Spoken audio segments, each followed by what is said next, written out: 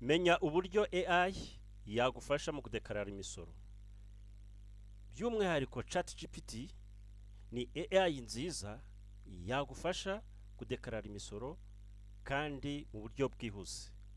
Ese ujya urushywa no kumenya VAT input output na payable VAT?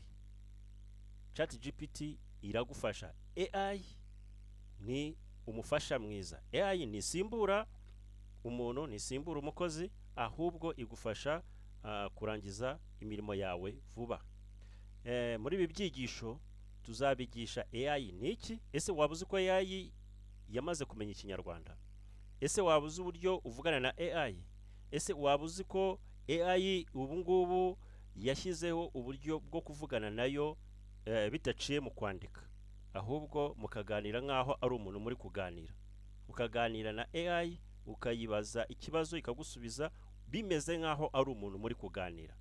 Uzakurikira ibi byigisho byacu, tuzakwigisha AI, amoko ya AI, ni iyihe AI yagufasha mu by'imisoro, ni iyihe AI yagufasha muri graphic design, ni iyihe AI yagufasha mu kwesitara amakamera, ni iyihe AI yagufasha mu guhanga indirimbo. Izo AI zose nzazibigisha, mbigisha uburyo bakora prompt, uburyo uganiriza AI mu buryo bwiza, ikajya iguha ibintu byuzuye.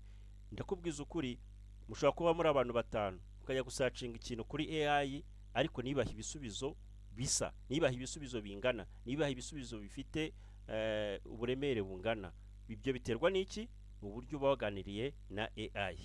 AI iyo wayiganirije neza, iyo uzi kuyiganiriza neza, iyo uzi kuyibwira, iyo uzi gukora icyo bita prompt, iguha ibintu by'ingenzi. Ikindi nakubwira, ntabwo AI igukorera buri kimwe cyose. AI ihera ku bumenyi ufite. Ntabwo AI izakudekararira umusoro. Ugomba kuba usanzwe uzi kudekarara, ahubwo ikagufasha kubisoza vuba. Irabigufasha niba ushaka gukora balance sheet, niba ushaka gukora profit and loss, ikabimencinga bigahuza. AI ibigufasha mu buryo bwihuse. Niba ushaka gukora uri graphic designer, ntabwo AI ibisubizo izaha graphic designer ntabwo ari byo bisubizo izaha umuntu usanzwe, kubera ko usanzwe uzi amatamu dukoresha. Rero ntabwo AI yaje gusimbura abakozi, ahubwo yaje kugabanya imvune. Reka dukoreshe AI tuyibyaze umusaruro. Kurikira ibyigisho dutanga hano kuri Digital Encyclopedic Tech Limited, tuzakwereka uburyo AI muri Rwanda Revenue cyangwa se mu misoro ya Rwanda Revenue uzabasha kuyikoresha. Niba uri konabure, niba uri finance, uburyo ushobora gukorera raporo ugaha boss wawe raporo nziza kandi itarimo amakosa.